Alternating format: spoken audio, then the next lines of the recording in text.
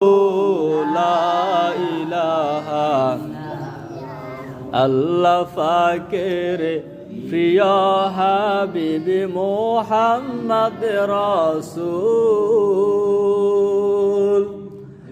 হলেন যিনি সবার আগে সৃষ্টি কুলের মূল নবীজি আল্লাহ আল্লাহ আল্লাহু লা ইলাহা ও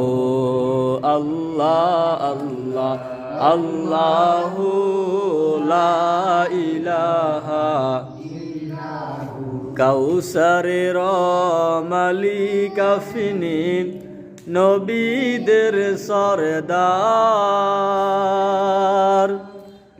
রোজ হাশর ফার করিবেন উম্মত গুনাহগার নবীজি আল্লাহ আল্লাহ আল্লাহু লা ইলাহা